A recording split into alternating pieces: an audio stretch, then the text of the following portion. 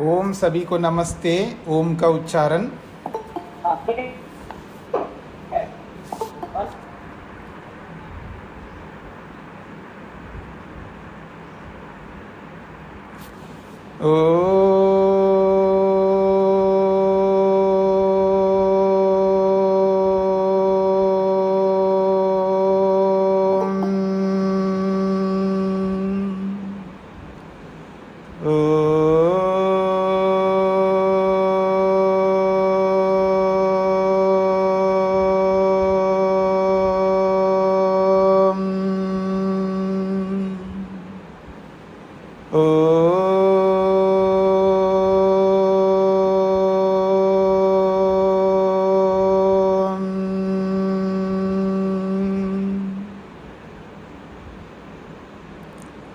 वेदांत दर्शन के चतुर्थ अध्याय के तृतीय पाद के प्रथम सूत्र को लेकर के कल हमने विचार किया।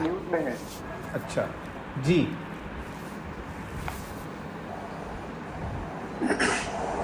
आवाज नहीं आ रही है स्वामी? हाँ अब आएगा, अब आ जाएगी आवाज। जी जी अब आ रही होगी।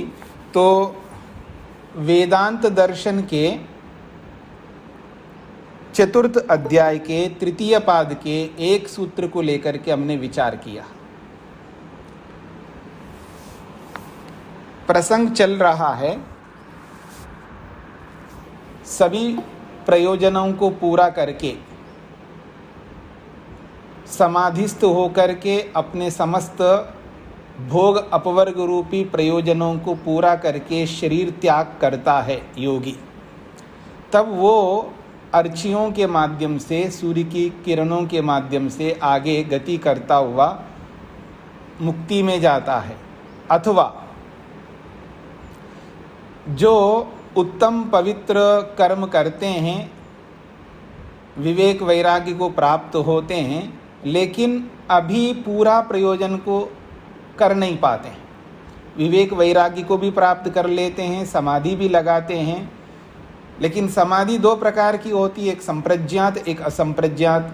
तो संप्रज्ञात समाधि को प्राप्त किया है, असंप्रज्ञात समाधि को प्राप्त नहीं किया और शरीर को फिर त्यागना होता है, तो भी वो इसी मार्ग से ऐसा ही गमन करते हैं। अर्थात उनका जो मार्ग होता है वो देवयान मार्ग ही होता है, पितृयान मार्ग नहीं होता है, उनका देवयान मार्ग ही होता है। वो भी इसी क्रम से जाते हैं। तो चाहे वो अगले शरीर को धारण करने के लिए देवयान मार्ग में जाते हों, अथवा जिन्होंने अपना प्रयोजन को पूरा करके भोग और अपवर्ग रूपी प्रयोजन को पूरा करके जब मुक्ति में जा रहे होते हैं, तो भी दोनों प्रक्रियाओं से इन्हीं अर्चियों में जाते हैं, फिर उसकी आगे की गति होती है। ऐसा जो कहा था प्रथम सूत्र में, तो प्रश्नकर्ता ने प्रश्न उपस्थित किया है भूमिका में। आपने ये जो बात कही है कि अर्चियों को प्राप्त होता है, लेकिन जिस उपनिषद में सूर्य की किरणों को प्राप्त होता है आत्मा कहा है, और उसी उपनिषद में ये भी कहा है क्या, यदा वै पुरुषो अस्मात् लोकात् प्रैति। जब ये मनुष्य इस शरीर से बाहर निकलता है, शरीर को त्याग करता है, स वायुम आगच्छति, वो वायु को प्राप्त होता है। तस्मै स तत्र विजीहीते, और वो वायु उस आत्मा के लिए विजीहीते स्थान देती है या स्थान देता है। एक उदाहरण देके समझाया है, यथा रथचक्रस्य खम, जैसे रथ के पहिए को आकाश स्थान प्रदान करता है, तेन स ऊर्ध्वः आक्रमते, उसी रथ चक्र को जो आकाश स्थान दे रहा है, तो उस आकाश के माध्यम से, उस स्थान के माध्यम से वो आगे गमन करता है जहाँ भी जाना होता है व्यक्ति को। तो ठीक इसी प्रकार से यहाँ पर वायु जो है उस आत्मा के लिए स्थान प्रदान करता है, उसके माध्यम से वो आगे ऊर्ध्वगमन करता है वो आत्मा। ऐसा बृहदारण्यक उपनिषद में ही कहा है। कथम वायुगमन संगति, तो आत्मा वायु में प्रवेश करता है, ये संगति कैसे लगाओगे? एक ओर से तो आप अर्चियों में प्रवेश करता है, सूर्य की किरणों में आत्मा जाता है बोलते हो, और एक ओर से उसी उपनिषद में वायु को प्राप्त हो रहा है, तो इसकी संगति कैसे बिठाओगे? ये प्रश्नकर्ता का प्रश्न है। अत्र उच्यते, उसका समाधान किया जा रहा है। कहते हैं वायुम अब्दात अविशेष विशेषाभ्याम, वायुम अब्दात अविशेष विशेषाभ्याम। तो भाष्य को समझने का प्रयत्न करते हैं। वायुम प्राप्नुवन्ति ते अब्दात संवत्सराद ऊर्ध्वम इत्येषा वायुगमन संगति। तो वायु की संगति इस प्रकार हम लगा सकते हैं। तो कहते हैं वायुम प्राप्नुवन्ति ते आत्मना, ते आत्मानः, वो जो आत्मा है, जो शरीर को त्याग करके जो बाहर आ रहे हैं शरीर से, वो वायुम प्राप्नुवन्ति, वो वायु को प्राप्त होते हैं। ऐसा जहाँ कहा है तो अब्दात, अब्द कहते हैं संवत्सर को, तो अब्दात अर्थात संवत्सराद ऊर्ध्वम, संवत्सर से ऊपर यानी संवत्सर, तो वायु को प्राप्त होते हैं, तो वो वायु से संवत्सर को प्राप्त हो जाएंगे। इत्येषा वायुगमन संगति, ये वायुगमन, वायु में जाने की संगति इस प्रकार लगा सकते हैं। तो कहते हैं यदुक्तम, पहले हमने कहा था मासेभ्य संवत्सरम संवत्सराद आदित्यम, वो जो छांदोग्य उपनिषद में या बृहदारण्यक उपनिषद में ये जो बात कही थी कि वो मासों को, 6 मासों को प्राप्त होता है, यानी अर्चियों से दिन को, दिन से शुक्ल पक्ष को, शुक्ल पक्ष से 6 मास जो उत्तरायण, और उन 6 मासों से फिर संवत्सर को प्राप्त होता है, और संवत्सर से आदित्य को प्राप्त होता है, ऐसा कहा था। तदत्र संवत्सर आदित्ययोर मध्य वायुम पदम उपसंहर्तव्यम। तो हम ये कहना चाहते हैं जो संवत्सर और आदित्य, इन दोनों के बीच में वायु को जोड़ लेना आप। ये जो वायु को जो प्राप्त हो रहा है, तो उस वायु को यहाँ पर ले लो। कहाँ पर? कि अर्चियों से दिन को, दिन से शुक्ल पक्ष को, शुक्ल पक्ष से उत्तरायण को, उत्तरायण से संवत्सर को, और संवत्सर से आदित्य को। तो संवत्सर और आदित्य इन दोनों के बीच में, संवत्सर और आदित्य इन दोनों के बीच में वायु को जोड़ लो तो संगति बैठ जाएगी, ये कहना चाहते हैं। तो कहते हैं तदत्र, इस बात को संवत्सर आदित्ययोर मध्य, संवत्सर और आदित्य इन दोनों के मध्य में वायुम, वायु को या वायु रूपी पद को उपसंहर्तव्यम, वायु को वहाँ जोड़ दो दोनों को बीच में। अर्थात मासों से संवत्सर को प्राप्त होगा, संवत्सर से वायु को प्राप्त होगा, और वायु से आदित्य को प्राप्त होगा, ऐसा संगति लगा लो आप। तो कहते हैं संवत्सराद वायु वायो आदित्यम इति, ऐसा इसका अर्थ कर लेना आप, संवत्सर से वायु को, वायु से आदित्य को, तो आपकी समस्या का समाधान हो जाएगा। ऐसा इसका समाधान किया। कुतः, क्यों ऐसा आप कहना चाहते हो, ऐसे कैसे हम संगति लगाएंगे? तो कहते हैं अविशेष विशेषाभ्याम, उभयत्र अविशेष विशेषाभ्याम वचनाभ्याम, दोनों स्थानों में, छांदोग्य में और बृहदारण्यक में,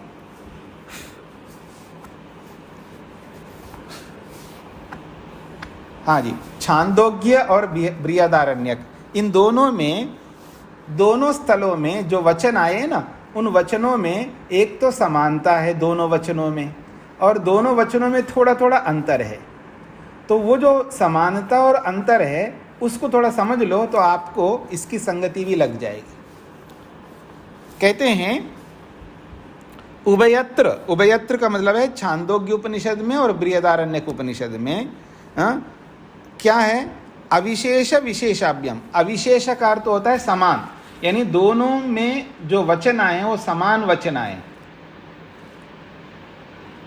पूरा वाक्य सेंटेंस को देखोगे तो जैसे मैं बोलूं राम गांव जाता है, ये एक पुस्तक में आपने पढ़ा है और दूसरी पुस्तक में भी पढ़ा है राम गांव जाता है, दोनों में समान हो गए ना वाक्य। लेकिन अब मैं बोलूं राम गांव जाता है, कह रहा राम बस में गांव जाता है, दूसरी जगह दूसरे शास्त्र में आपने पढ़ा राम गांव जाता है, तो दोनों में वचन समान भी है, समानता है ना। तो एक में कहा राम गांव में जाता है और एक में राम बस में गांव जाता है, यानी बस के माध्यम से गांव जाता है। और दूसरे में आप पढ़ो राम गांव को जाता है, इसकी जगह आप राम कार से गांव जाता है। एक में कार जोड़ दो, एक में बस जोड़ दो, क्या फ़र्क पड़ता है जी? हाँ ठीक है जी आखिर गांव ही तो जा रहा है व्यक्ति, आप बस और कार को लेकर के क्यों झगड़ा कर रहे हो? तो वो कहता है दोनों में समान वचन है, राम दोनों में समान है, गांव दोनों में समान है, जाता है दोनों में समान है। तो समान वचन भी है और दोनों में विशेष वचन है। तो विशेष क्या है? एक में बस है और एक में कार है। ये बात पकड़ में आ गई जी आप मेरी कहानी? अब इसमें आ जाइए, यहाँ पर छांदोग्य में और बृहदारण्यक उपनिषद में जो बात कही है ना कि शरीर को छोड़ करके योगी जो है अर्चियों को प्राप्त होता है, अर्चियों से वो दिन को, दिन से शुक्ल पक्ष को, शुक्ल पक्ष से 6 मास को, 6 मास से संवत्सर को, संवत्सर से आदित्य को, ये सब समान है। और उसके बाद में वहाँ पर एक बात कही है कि एक मानसा, एक मन की बात कही है और एक जगह मन नहीं कहा वहाँ पर, ठीक है जी। तो वो आपको अभी पता लग जाएगा दोनों में क्या समानता है, क्या विशेषता है। तो कहते हैं उभयत्र अविशेष विशेषाभ्याम वचनाभ्याम, दोनों में समान वचन भी है और कुछ कुछ विशेष वचन भी है। उभयत्र प्रकरणयो विशेष अविशेष वचने विद्येते, दोनों ही प्रकरणों में समान वचन भी आए हैं और विशेष वचन भी आए हैं। छांदोग्य बृहदारण्यकयोः अविशेषः, छांदोग्य और बृहदारण्यक दोनों उपनिषदों में जो समान वचन आए हैं ना, वो है समानो अर्चिरादिक्रमः। दोनों उपनिषदों में अर्ची यानी किरणों से प्राप्त होकर के आदित्य पर्यंत सब वचन समान हैं। ते ये एवं एतद विदु ये च अमी अरण्ये श्रद्धां सत्यम सत्यम उपास्ते ते अर्चिभिः अभिसंभवन्ति, ये बृहदारण्यक का है। तथा च तत्र उभयत्र विशेषो भेदो अपि विद्यते, और उन दोनों में भेद भी है। यद बृहदारण्यक श्रुतौ संवत्सर शब्दो न विद्यते, बृहदारण्यक उपनिषद में संवत्सर शब्द नहीं है। देवलोको अधिको विद्यते, वहाँ देवलोक अधिक पाठ आया है। तथा छांदोग्य उपनिषद में देवलोको न विद्यते, वहाँ देवलोक नहीं है। संवत्सर शब्दो अधिको विद्यते, वहाँ संवत्सर शब्द है। बात को समझ लीजिएगा, बृहदारण्यक उपनिषद में संवत्सर शब्द नहीं है, लेकिन देवलोक अधिक पड़ा है वहाँ पर। और छांदोग्य में देवलोक शब्द नहीं है और संवत्सर शब्द अधिक पड़ा है। तथा उभयत्र अर्चिरादिमान क्रम समानो अस्ति, और बाकी दोनों उपनिषदों में बाकी सारा क्रम समान है। तो समानता भी है और विशेषता भी है। समानता तो ये है अर्ची, आहा, शुक्ल पक्ष, उत्तरायण, ये सब समान शब्द हैं।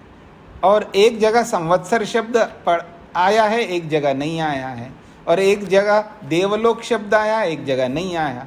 तो कुछ समान शब्द हैं, कुछ विशेष शब्द हैं दोनों में। तस्माद् अर्चिरादि मतः क्रमस्य प्रतितत्वं सिद्ध्यति। तो ये जो अर्चिरादि क्रम है, ये क्रम तो प्रसिद्ध है संसार में, अर्थात सभी शास्त्रों में समान है। क्रम तो सभी में समान है, केवल एक दो शब्द हैं जो अलग अलग हैं। विशेषो अपि उभयो तथैव अस्ति, और विशेष भी दोनों में है। एक में देवलोक शब्द आया, एक में नहीं आया है। तस्मात् तयो एक वाक्यता संभवति, इन दोनों में एक रूपता संभव है। सारे समान है, बस एकाध शब्द ही अंतर है ना वहाँ पर। तो उस स्थिति में उसका समन्वय हम कर सकते हैं। समन्वय तब नहीं होता है जहाँ भेद बहुत अधिक हो। हाँ जी, आजकल बड़ी विडंबना है, शादी तो कर लेते हैं, एक तो नॉनवेज करते हैं और एक नहीं करते हैं, दोनों के बीच में शादी हो रही है, ठीक है ना। एक शराब पीते हैं और एक नहीं पीते हैं, दोनों के बीच में मतलब शादी हो रही है। ऐसे बहुत सारे लोग शादी करते हैं। तो ठीक है, बाकी सारी बातें समान हैं, लेकिन एक है जो नॉन वेज और वेज, ठीक है, वहाँ पर भी आप समझौता कर सकते हैं। लेकिन हर जगह अगर भेद हो जाए बहुत सारी चीज़ों में, पहनने में, खाने में, रहने में, व्यवहार में, ऐसे आधी बात मिले और आधी बात ना मिले, तब तो बड़ा मुश्किल हो जाएगा जी, बहुत मुश्किल हो जाएगा। बस एक आध बात में अगर भिन्नता हो तो ठीक है, समन्वय कर सकते, सहन कर सकते एक दूसरे को। लेकिन अधिकांश 50-50% भेद हो तो बड़ा मुश्किल हो जाएगा। तो यही कहना चाहते हैं यहाँ पर कि तस्मात् तयो एक वाक्यता संभव होती, इन दोनों में एक रूपता संभव है, क्योंकि बस एकाध शब्द का ही तो अंतर है दोनों में। तदा बृहदारण्यकोपनिषदो द्वितीय स्थले पठितस्य वायुम इति पदस्य संवत्सराद अनंतरम उपसंहाराद एक विषयता अवतिष्ठते ही। वो कहते हैं देखो जी, दोनों में एक वाक्यता संभव है, दोनों में एक रूपता संभव है। जो बृहदारण्यक उपनिषद में एक स्थल में जो वायु शब्द अतिरिक्त पड़ा है उसको, बाकी तो सब समानता है जी, तो एक जगह जो वायु शब्द अतिरिक्त पड़ा है कि वो वायु को प्राप्त होता है, ऐसा आपने जो पाठ दिखाया है, उस वायु को यहाँ पर जोड़ दो ना आप, क्या बात है, उसको अलग क्यों रखो आप। तो उस वायु को इन्हीं शब्दों के बीच में कहीं जोड़ दो उसका। तो कहते हैं संवत्सराद अनंतरम उपसंहाराद, संवत्सर के बाद में इस वायु को जोड़ दो तो एक विषयता अवतिष्ठति, तब एक विषयता बन जाएगा, अर्थात शास्त्रों में कोई आपत्ति नहीं आएगी। भाई वो वायु को भी प्राप्त होता है, होगा ना, उसमें क्या दिक्कत है। अब बाहर निकला आत्मा तो वायु भी बीच में आएगा, किरणें भी आ जाएंगी, बहुत कुछ आएंगे, उनको भी प्राप्त होता है। जब जा रहा होता है व्यक्ति, बीच में बहुत कुछ आते हैं, एक नगर से दूसरे नगर में जाता है व्यक्ति तो बीच में बहुत कुछ आ रहे हैं, तो आने दो, उसमें क्या दिक्कत है। अब जाना उन्हीं के बीच में से आपको, अगर कोई बाईपास नहीं बनाया है तो आपको नगर के बीच में तो जाना पड़ता था पहले, आजकल बाईपास बना दिए तो थोड़ा अंतर आता है कि बाहर से निकल जाता है व्यक्ति। अगर बाईपास पहले नहीं होते थे तो क्या करना होता था, उसी नगर में से, गांव में से, उसी में से भीड़ भड़क्के से आपको रुकते, ठहरते, ये करते वो करते, और 10 नाटक सुनते हुए देखते हुए आपको जाना पड़ता था। तो ऐसे ही जब शरीर से आत्मा निकलता है तो जो जो बीच में आएंगे उन सब में से गुजर जाएगा, क्या फ़र्क पड़ता है। वो क्या है कि वायु को आगे रखो पीछे रखो, क्या फ़र्क पड़ता है। आप उस बात को लेकर के तो विचार नहीं कर रहे हो कि आत्मा जो जा रहा है मुक्ति में वो किन कारणों से जा रहा है, उन कारणों की बात कर नहीं रहे हो। बस उसको लेकर के आपने प्रश्न किया है कि वहाँ वायु में जाता है बोला है, यहाँ अर्चियों में जाता है बोला, ये अंतर क्यों। उस अंतर को तो हम समाधान कर लेते हैं ना, उसको जोड़ लेते हैं यहाँ पर, तो उसी ने जोड़ दिया है।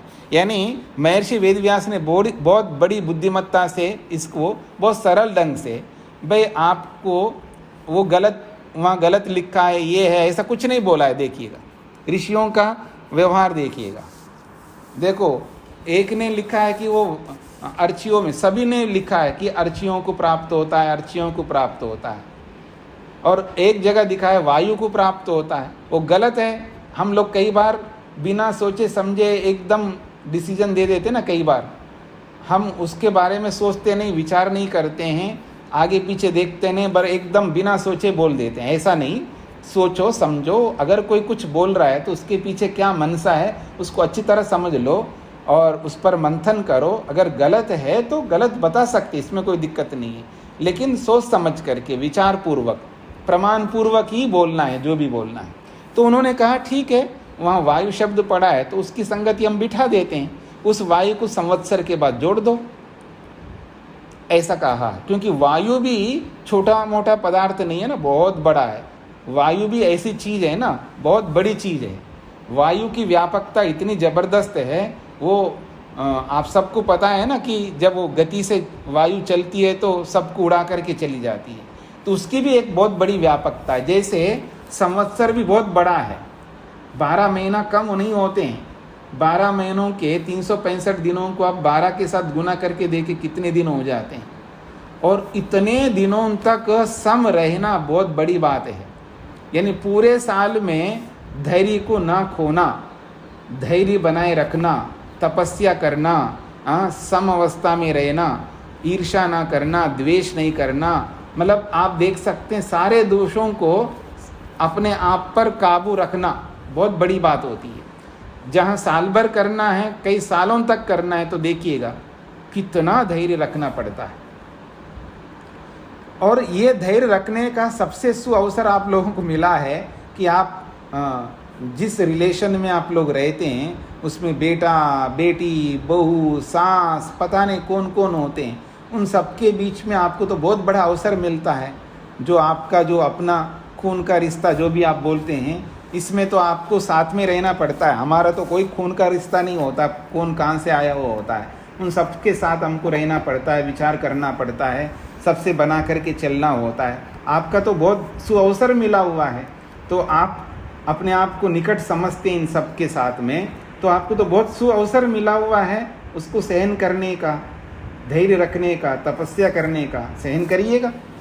तो इस वायु को यहाँ जोड़ दो संवत्सर और आदित्य के बीच में, ऐसा यहाँ कह करके उन्होंने समन्वय किया। ये कोई बहुत बड़ी बात नहीं है। हाँ जी, सूत्रार्थ लिखिएगा। दोनों शास्त्रों में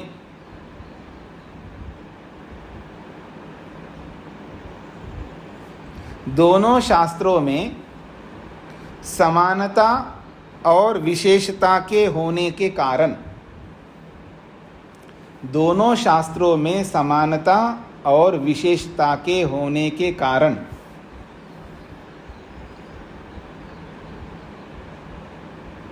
दोनों शास्त्रों में समानता और विशेषता के होने के कारण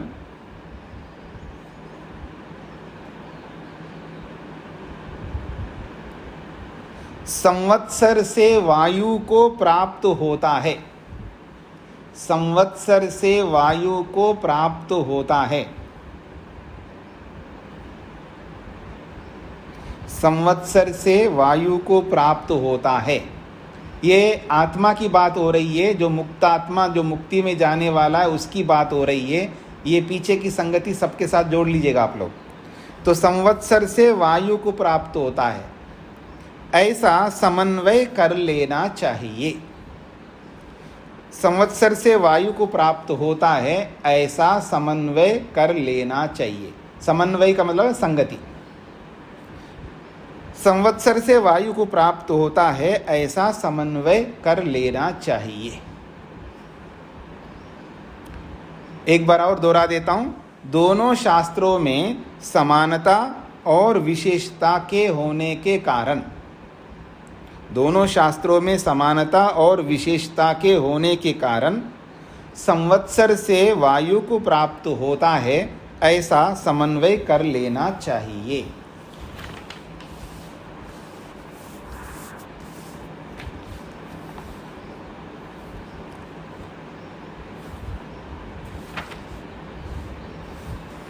अब आगे बढ़ते हैं जी। वायुलोकस्य उपसंहारस्तु उक्ता। आपने वायु का उपसंहार कर लिया आपने, यानी वायु के साथ समन्वय कर लिया आपने। परंतु स एतम देवयानम पंथानम आपद्यात अग्निलोकम आगच्छति, स वायुलोकम, स वरुणलोकम, स आदित्यलोकम, स इंद्रलोकम, स प्रजापतिलोकम, स ब्रह्मलोकम इति वरुणलोकादीनां सन्निवेशः कुत्र कार्यम इति उच्यते।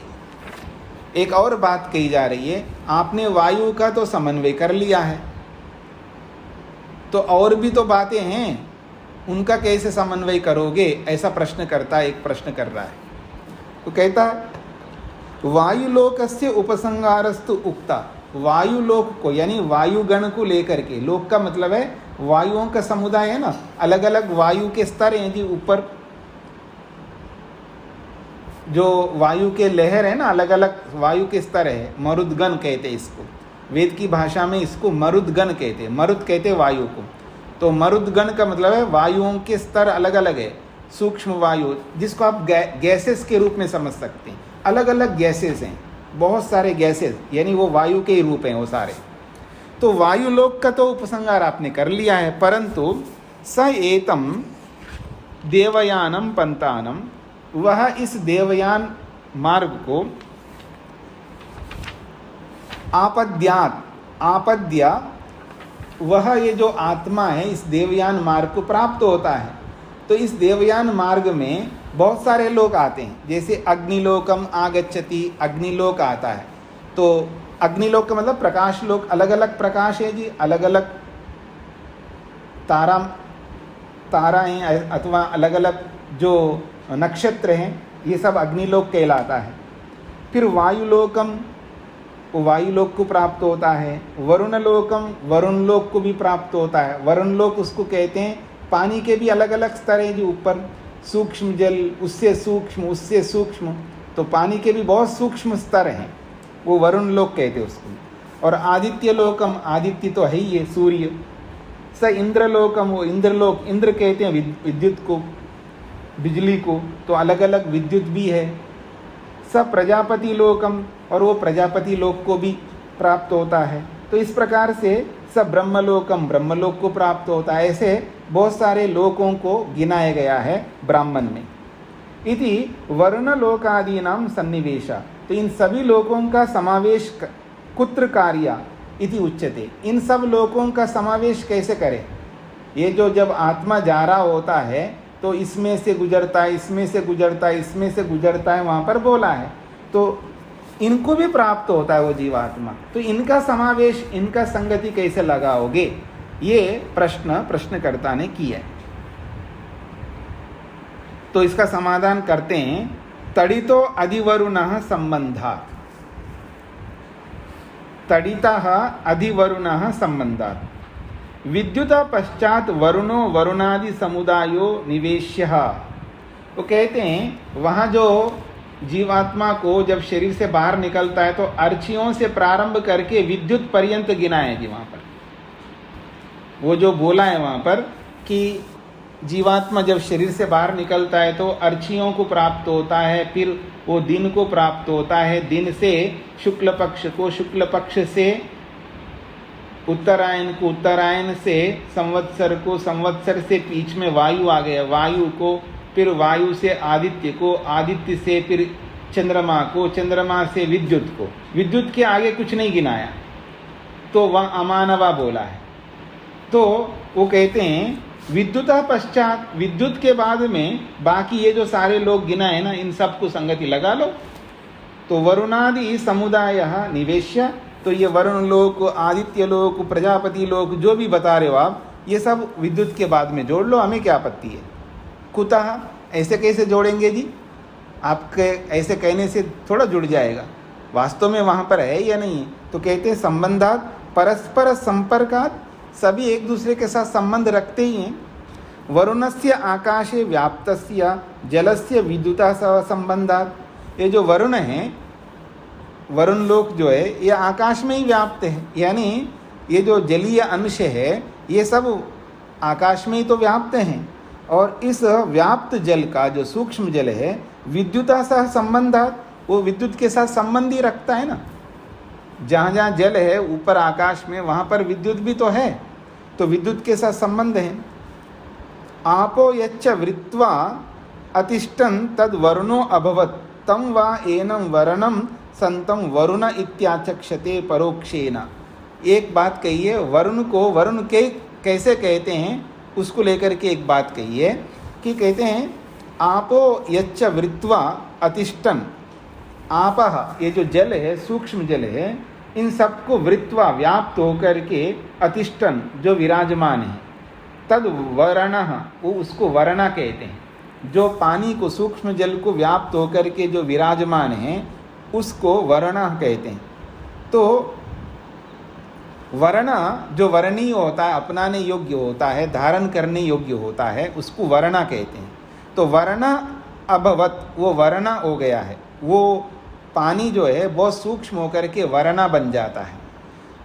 तो वर्ण अभवत तम वा एनम वर्णम संतम, उस इस वर्णम को वर्ण होता हुआ भी वो वरुण इत्याचक्षते, वास्तव में उसका नाम वर्ण है। वर्ण का मतलब है वर्णीय, अपनाने योग्य, जो लाभकारी होता है, जो सूक्ष्म जल जो है वो हमारे लिए अपनाने योग्य होता है। तो वो वर्ण, वर्ण का मतलब धारण करने योग्य होता है। तो वो धारण करने योग्य वर्ण के रूप में होता हुआ वो वर्ण ना बोल के उसको वरुणा बोल दिया है, वर्ण को ही वरुणा बोल दिया है। बस ये कहा जा रहा है, ये भाषा विज्ञान की बातें हैं। तो कहते हैं वर्ण में वकार, रकार और नकार है, और वरुणा में उकार अतिरिक्त जुड़ गया है। तो वो अतिरिक्त जोड़ दिया है, अक्षरों को कम ज़्यादा करना ये भाषा विज्ञान में चलता है। जब आप भाषा विज्ञान को पढ़ेंगे, व्याकरण आदि शास्त्रों को पढ़ेंगे, तो आपको समझ में आता है अक्षर कैसे बदलते हैं और अक्षर कैसे जुड़ जाते हैं, तो वो आपको पता लग जाएगा। तो वो कहते हैं वास्तव में उसका नाम वर्ण है, लेकिन वर्ण होते हुए भी उसको वरुण बोल दिया है। बस इतनी बात है। इति अनेन आकाशे व्याप्तो वर्षाभिमुखो जलराशिर्वरुणः। तो ये आखिर ये वरुण किसको कह रहे हैं आप? वर्ण होते हुए उसको वरुण बोल रहे हो, वरुण क्या है? तो समझा रहे हैं जो आकाश में व्याप्त है, वर्षाभिमुखा जो आगे चल करके वर्षा के रूप में अपना रूप धारण करेगा, जो कि जलराशि वो जलों का समुदाय है, सूक्ष्म जलों का समुदाय है, उसी सूक्ष्म जल रूपी समुदाय को वरुण शब्द से कहा जा रहा है। तस्य विद्युता सा संबंध, उस वरुण रूपी जो सूक्ष्म जलों का समुदाय है उसका विद्युत के साथ संबंध है। यथा च उक्तम, जैसा कि कहा है, विद्योतते स्तनयति वर्षिष्यति, क्योंकि विद्योतते वो चमकता है, स्तनयति कड़कता है, बड़ी बड़ी आवाज़ें करती है वो विद्युत, और वर्षिष्यति फिर उसके बाद वर्षा करेगा। यानी जब बिजली प्रकट होती है और फिर उस प्रकट बिजली से जब आवाज़ आती है, बहुत बड़ा शब्द आता है, तब जाकर के आगे चल कर के बरसात हो जाती है। तो विद्योतते चमकता है, विद्योतते का मतलब है चमकता है, और स्तनयति आवाज़ करता है या करती है, और उसके बाद वर्षिष्यति वर्षा करेगी। यानी वो पहले चमकना होता है, फिर उसके बाद आवाज़ आना होता है, उसके बाद बरसात होना होता है। एवं विद्युतो अनंतरम वरुणलोकः तत्संबंधो अग्रिमो वर्गश्च उपसंहर्तव्यः। तो इस प्रकार से विद्युत के बाद वरुण लोक को ले लो, और उससे संबंधित बाकी जो भी आपने कहा है उन सबको भी उसी तरह आप जोड़ते जाओ, क्योंकि सब एक दूसरे के साथ जुड़े हुए हैं। ये इसका अभिप्राय है। सूत्रार्थ लिखिएगा।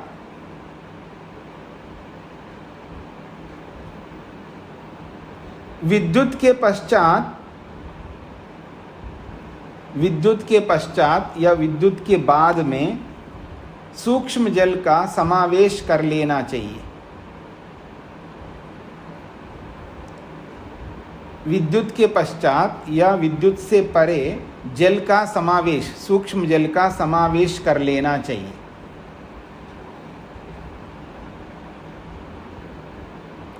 विद्युत के बाद में या विद्युत के पश्चात सूक्ष्म जल का समावेश कर लेना चाहिए, क्योंकि दोनों का परस्पर संबंध है, क्योंकि दोनों का परस्पर संबंध है।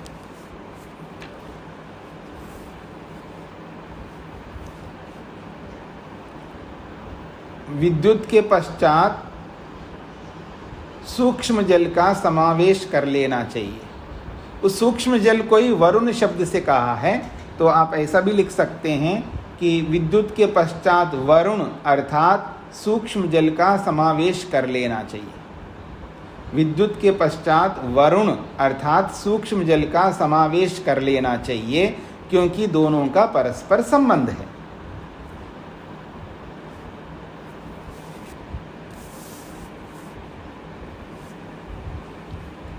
तो ये सब के सब जो भी रास्ते में आते हैं, वास्तव में ये सब रास्ते में आते हैं। आत्मा जा रहा होता है और आत्मा को परमात्मा ले जा रहा होता है वास्तव में, और ये सब बीच में आते हैं। तो बीच में जो आते हैं वो अपने आप उनकी महिमा बताई जा रही है, बस इतनी सी बात है। जैसे कोई बहुत बड़ा आदमी बनता है ना, कोई भी बहुत बड़ा आदमी बनता है, तो उसके साथ में जुड़े हुए सब लोग जो है उस महिमा को अपने साथ जोड़ लेते हैं। हाँ जी, ये तो ये हमारे गांव के है जी, हमारे पड़ोसी है जी, ये हमारे साथ रहे जी, बचपन में हमारे साथ खेले जी, वो है जी, ये हो जी, ये हम उनके साथ अपना नाता कुछ ना कुछ जोड़ देते हैं। बड़े लोगों के साथ हर कोई व्यक्ति अपना नाता जोड़ देता है। संबंधित व्यक्ति, हर कोई व्यक्ति नहीं जोड़ता है, उनसे संबंधित जो भी लोग होते हैं, उनके संपर्क में जो भी होते हैं। जैसे मतलब कोई बड़ा आदमी आपके घर में आए, हाँ जी, वो उनका हमारे घर पे आना जाना होता है, ठीक है ना, तो संबंध हम जोड़ लेते हैं ना, हाँ जी, उनका तो हमारे घर में आना जाना होता है। तो जो भी बड़ा व्यक्ति होता है उसको हम अपने साथ जोड़ लेते हैं। तो जब जीवात्मा को परमात्मा ले जा रहा है, तो अब ये रास्ते में ऐसा भी आएंगे, सूर्य किरणें, ये जितने भी बातें कही है यहाँ पर, तो वो अपने आप को अपनी महिमा मंडित कर रहे हैं सब, कि अपनी प्रशंसा हर व्यक्ति चाहता ही है। तो ऐसे ये दिखाया जा रहा है, वो तो जड़ वस्तु हैं, वो अपने आप को कैसे ये प्रस्तुत करेंगे, लेकिन इनको प्रस्तुत करने वाले हम ही लोग हैं, इसलिए प्रस्तुत कर रहे हैं। ये सब एक सिंबल्स के रूप में, चिन्हों के रूप में काम आ रहे हैं, बस इतना ही हमको समझना है। तो ये सब वस्तुओं को अतिवाहिका कहते हैं।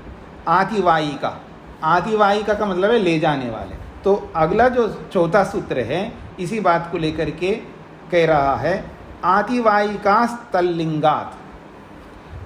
आतिवाहिका, ले जाने वालों को आतिवाहिका कहते हैं। जो भी ले जाते हैं किसी को, उसको आतिवाहिका कहते हैं, यानी वहन करके ले जाना।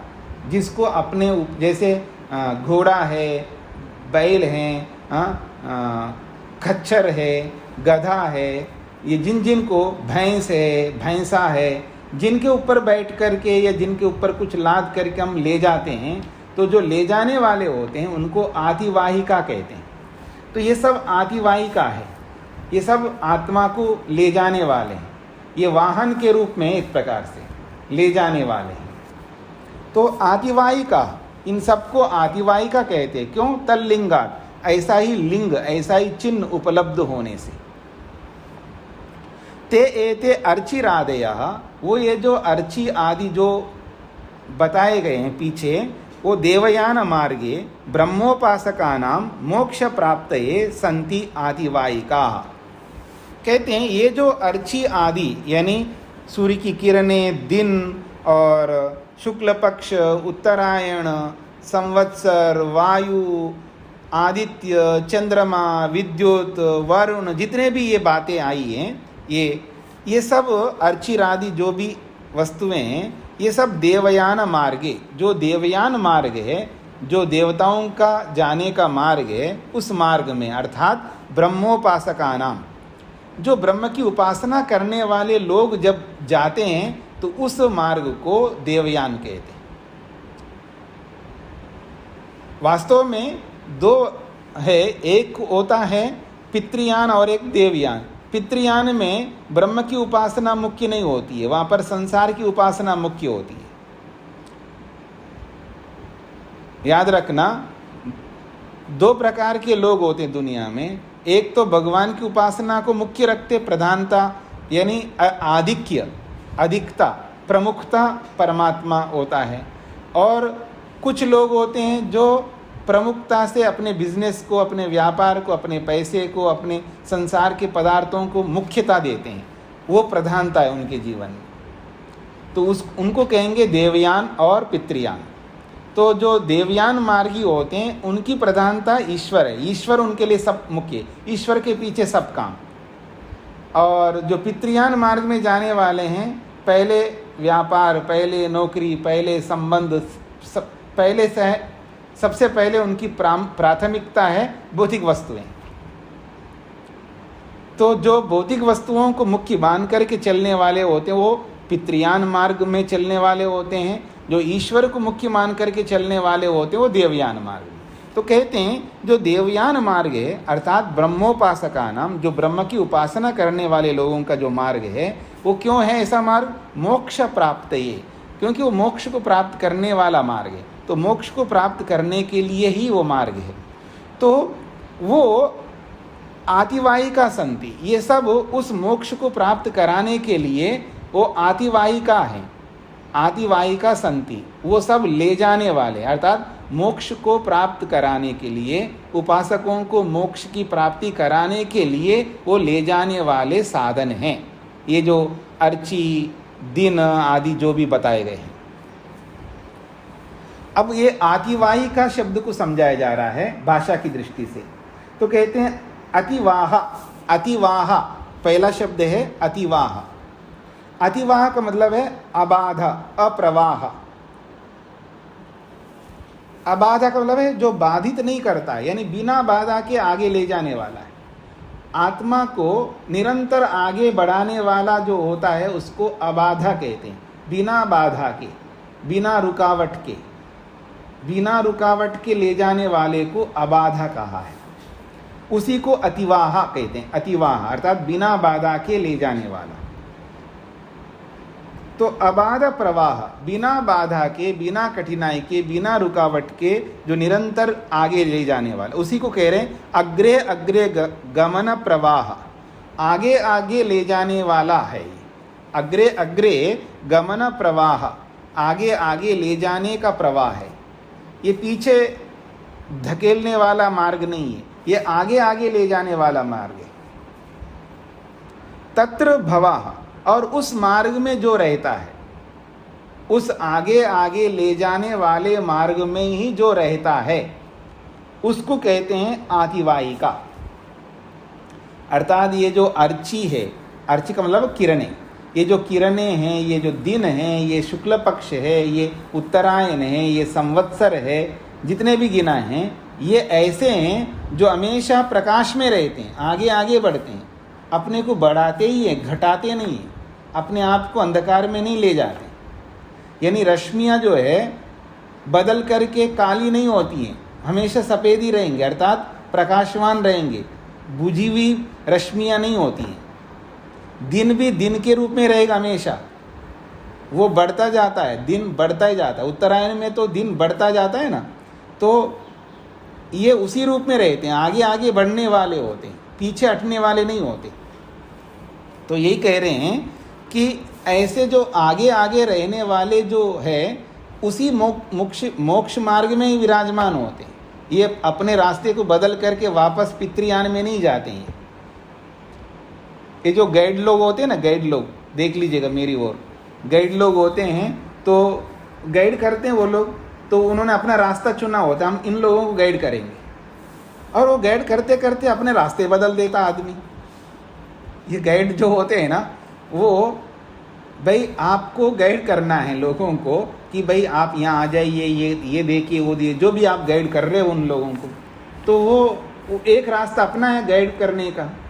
अब वो बाद में वो गाइड जो है बदल करके दूसरे का गाइड बन जाता है। वो ऐसे रास्ता नहीं बदलते ये।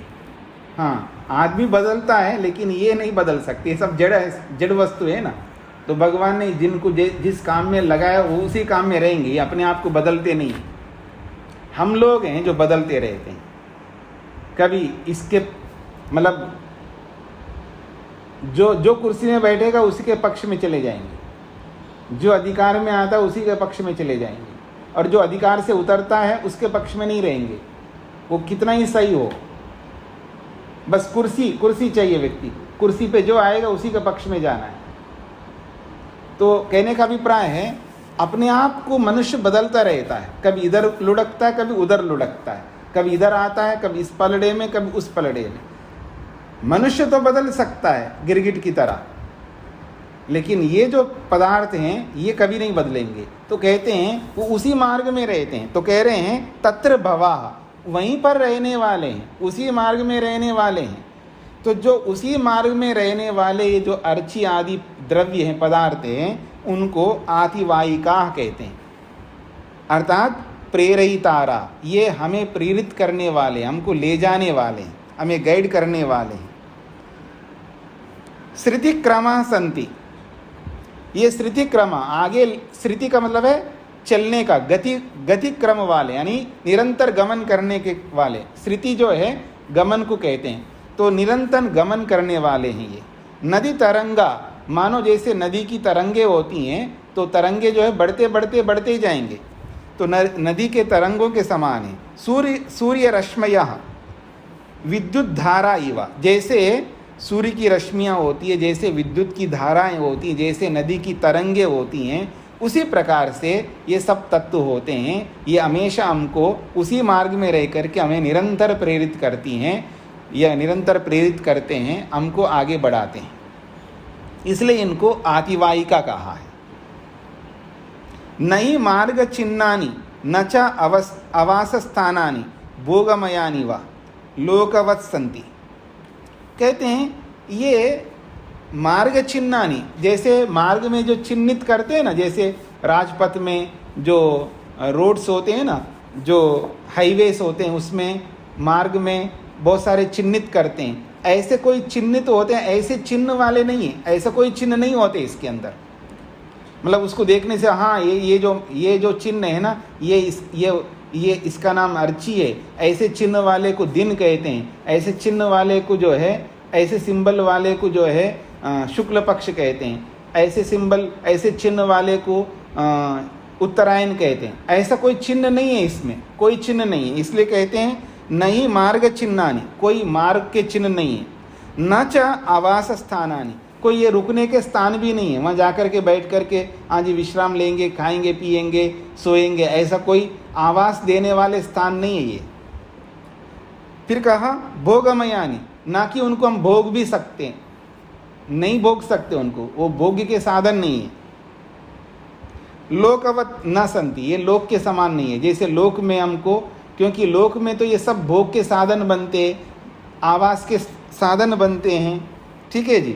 तो ऐसे वो चिन्ह नहीं है, ये सब बहुत सूक्ष्म तत्व है, वो कहीं दिखने वाले तत्व नहीं है, ये इसका अभिप्राय है। कथम तल्लिंगात आतिवाहिकत्व लिंगात, बस ले जाने वाले हैं, इसी रूप में शास्त्रों में बताए गए। बस वो कैसे हैं ये इनके बारे में मत सोचो, बस ये ले जाने वाले ऐसे साधन हैं, बस शास्त्र ने बोला है ऐसा अपने को समझना है। या दूसरे शब्दों में मैं बोलूं कि जब जीवात्मा बाहर निकलता है तो ये सब बीच में आ जाते हैं, बस आगे बीच में आते हैं। एक प्रकार से जाने वाले को नहीं पता लगता है, जाने से पहले हमको पता लग रहा है, ये समझ लीजिएगा। शास्त्र बोल रहा है, अभी हम जा नहीं रहे ना, जब जाएंगे तब हमको नहीं पता लगेगा, लेकिन जाने से पहले हमको पता लग रहा है कि हम शास्त्र से समझ रहे हैं कि ये सब बीच में आएंगे, एक प्रकार से। तो ये सब आतिवाहिकत्व लिंगात, ये सब ले जाने के चिन्ह वाले हैं जो शास्त्र ने कहा। तत्र लिंगम उच्यते, इसमें एक चिन्ह लिंग बताया जा रहा है कि मतलब वहाँ पर ऐसा शास्त्र में आया है। शास्त्र में आना ही लिंग है, यहाँ पर चिन्ह है, केवल शास्त्र में बताया है, तो शास्त्रकार ने बताया है, बस इतना ही लिंग है, वैसे उसके कोई चिन्ह नहीं होते, ये इसका अभिप्राय है।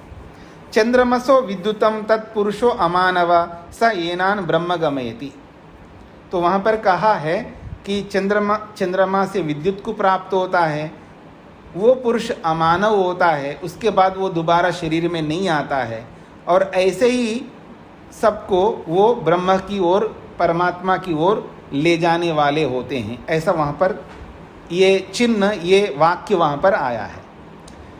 तो एतान अर्ची आदीन अवलंब्य सा सद्य एव आदित्यम गच्छति, ये सब इसलिए कहा है क्योंकि ये जो सब है ये सब प्रकाश के द्योतक है, और प्रकाश की जो गति होती है बहुत तीव्र होती है, क्योंकि वो अर्ची जो शब्द है ये प्रकाश को कहते हैं ना। दिन भी सफ़ेद है, वो भी प्रकाश है, शुक्ल पक्ष भी प्रकाश है, आप सब देखेंगे सब में प्रकाशत्व है। तो ये जो प्रकाशत्व है ये एक चिन्ह है, एक सिंबल है, और प्रकाश की गति जो है बहुत तीव्र होती है, सबसे अधिक तीव्र गति प्रकाश की होती है, आप सब समझते हैं। तो जैसे प्रकाश की गति बहुत तीव्र होती है, ये गति का एक चिन्ह मात्र है, ये गति के लिए द्योतक है। तो क्या है द्योतित किया जा रहा है, यहाँ पर क्या समझाया जा रहा है, इन सब बात होते हैं। तो कहते हैं एतान अर्ची आदीन अवलंब्य, ये जो अर्ची आदि जो भी तत्व बताए हैं ये सब के सब किस बात को संकेत करते हैं, सह सद्य एव आदित्यम गच्छति, वो अति शीघ्र, शीघ्र से शीघ्र वो जीवात्मा जब शरीर से बाहर निकलता है वो आदित्य को प्राप्त होता है। उसमें आदित्य को प्राप्त होने में कोई देरी नहीं लगती है, अत्यंत तीव्र गति से पहुंच जाता है और ले जाने वाले परमात्मा होता है, इसलिए कोई चिंता की बात नहीं।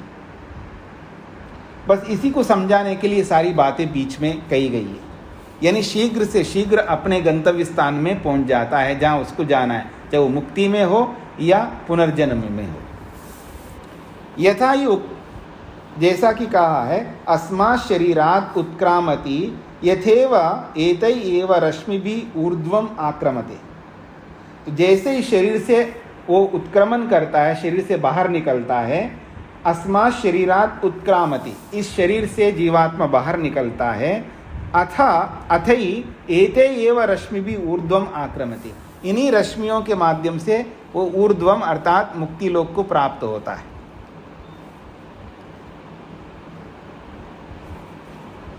यह स यावत्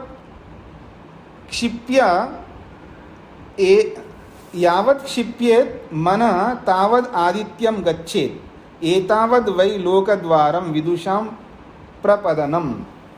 तो कहते हैं, एक उदाहरण देके समझा रहे हैं, स यावत् क्षिप्येत मनः, जैसे अपने मन को किसी विषय में हम लगाते हैं ना, तुरंत हम चंद्रमा में मन को लगाते हैं, तुरंत हम आदित्य में मन को लगाते हैं। जैसे कोई दिल्ली में बैठ कर के तुरंत अमेरिका में मन लगा लेता है, यानी अपने मन को अमेरिका तक पहुंचा देता है, यानी अमेरिका के बारे में विचार करता है। मन तो अपने शरीर में रहेगा जी, मन कहीं नहीं जाता है, लेकिन हम तुरंत अमेरिका के बारे में, इंग्लैंड के बारे में, ये कहीं के बारे में हम तुरंत अपने मन में विचार उत्पन्न करते हैं। जैसे हम किसी भी स्थान के बारे में तुरंत विचार लेते हैं, तो ऐसे ही यहाँ पर जैसे अपने मन को किसी विषय में तुरंत लगा सकते, वो कितना ही दूर हो, ठीक उसी प्रकार से इस शरीर से छूटने के बाद में वो तुरंत अपने गंतव्य स्थान को पहुँच जाता है। बस इस बात को समझाने के लिए यहाँ पर ये बीच में ये कहानी सारी बताई गई है। मुख्य बात ये है, इधर शरीर छूटा, उधर मुक्ति में गए, बस उसमें कोई समय नहीं लगता, लेकिन थोड़ा बहुत तो समय लगता है ना, गति तो गति होती है, चाहे कितना ही समय लगे, उतने ही समय में इन सब में से होते हुए जा रहा है, बस इतना ही समझना है, और इनका कोई औचित्य नहीं है। तो कहते हैं यावत क्षिप्येत मना, जैसे कोई व्यक्ति अपने मन को किसी भी दूर से दूरस्थ वस्तु में मन को लगाता है, तावत उतने ही समय में आदित्यम गच्छति, उतने समय में ये जीवात्मा शरीर को छोड़ करके आदित्य तक पहुंच जाता है। एतावद वै लोक द्वारम, बस यही लोक का द्वार है, अर्थात यही मुक्ति का द्वार है। इधर छूटा उधर मुक्ति में पहुंच गए, बस इतनी देर लगती है। विदुषाम प्रपदनम, ये तो केवल विद्वानों को या ये विद्वानों को समझाने की एक शैली है, या शास्त्रों को समझने की एक शैली है। ये प्रपंच कहते हैं, इसको प्रपंच कहते हैं, इसको विस्तार कहते हैं।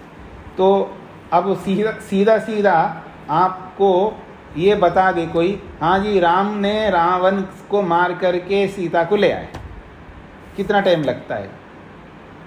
राम लंका जा करके लंकेश्वर को मार करके सीता को लाया। अब इसको बताने के लिए कितना बड़ा लंबा कर सकते हो आप, वो सारा प्रपंच है।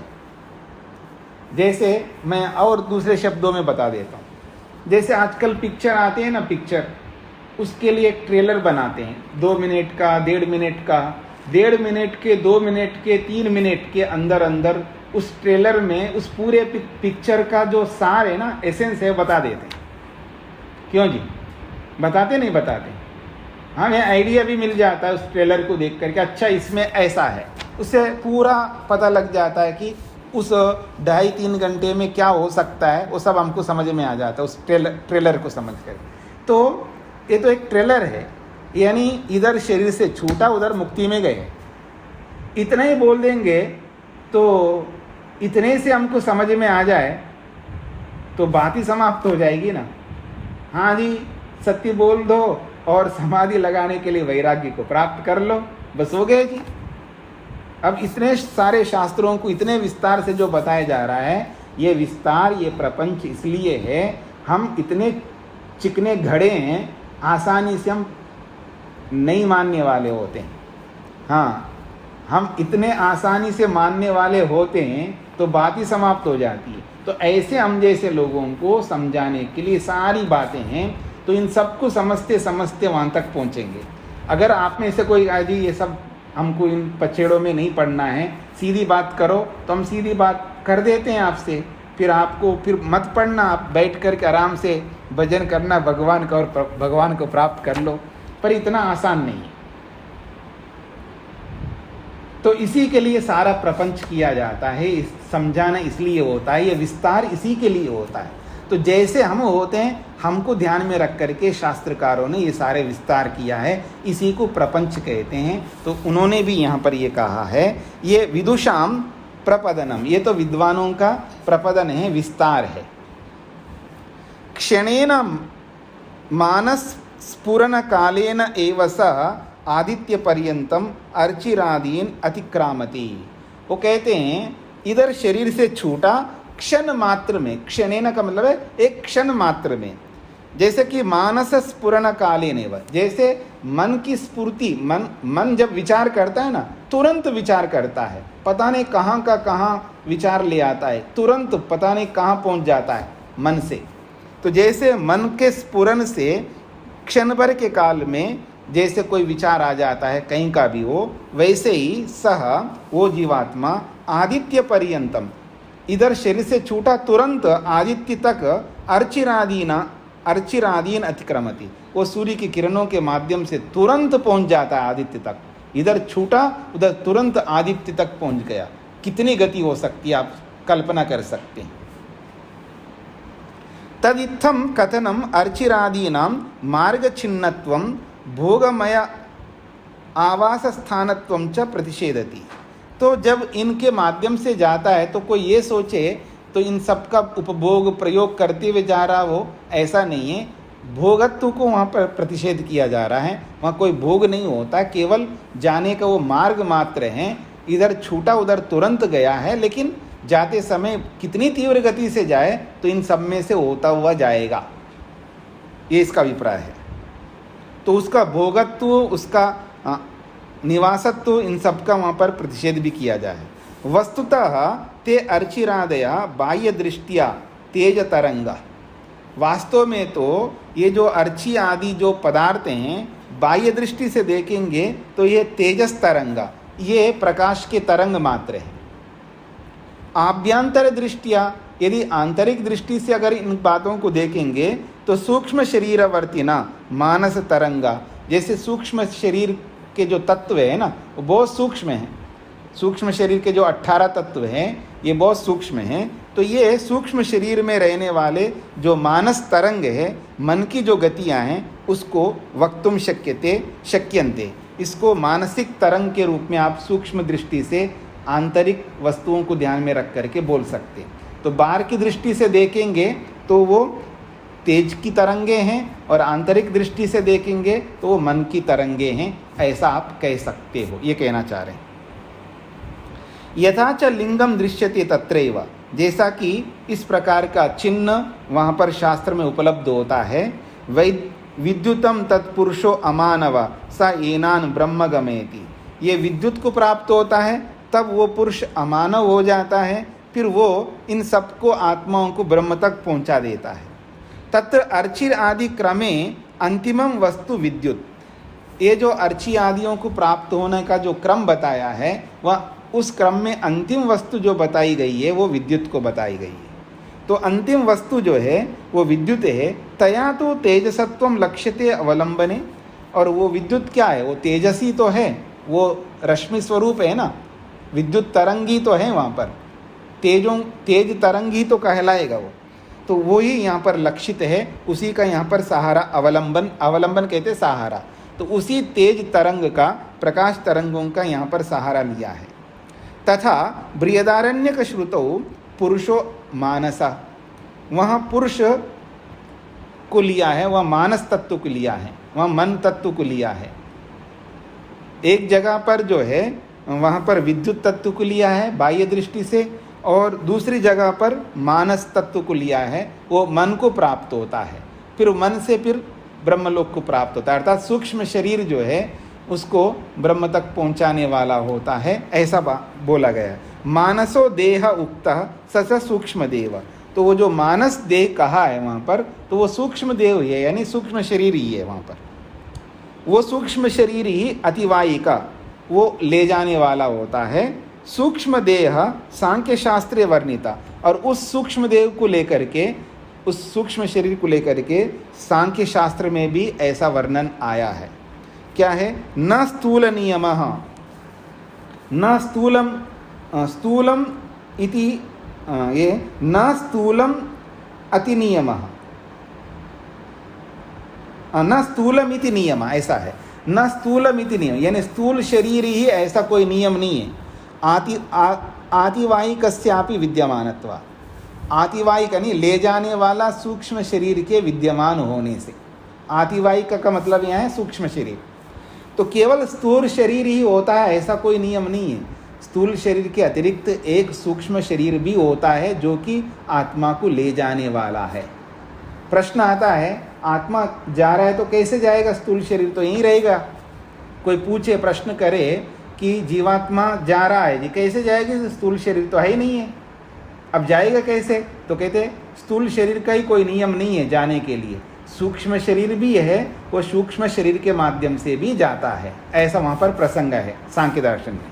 तो इसलिए कहा है न स्थूलमिति नियम, केवल स्थूल शरीर का ही कोई नियम नहीं है जाने के लिए।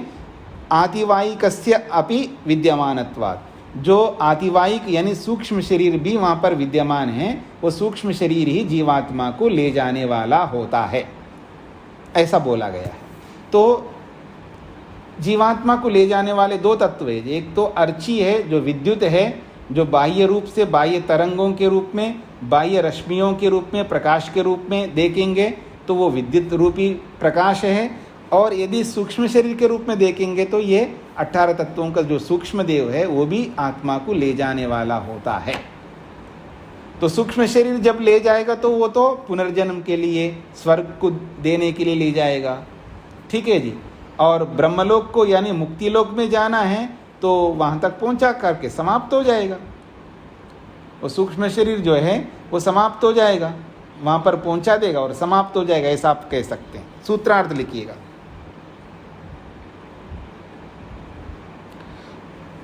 ब्रह्मोपासकों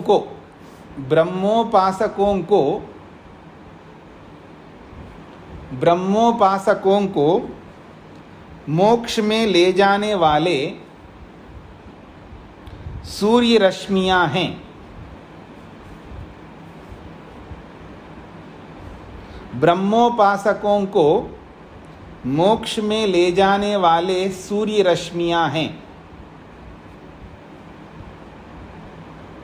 ब्रह्मोपासकों को मोक्ष में ले जाने वाले सूर्य रश्मियां हैं।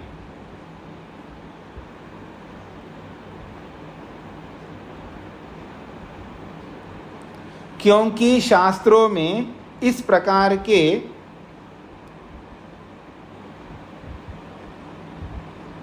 संकेत उपलब्ध होते हैं। संकेत कहो या चिन्ह कहो, क्योंकि शास्त्र में इस प्रकार के चिन्ह अर्थात संकेत उपलब्ध होते हैं।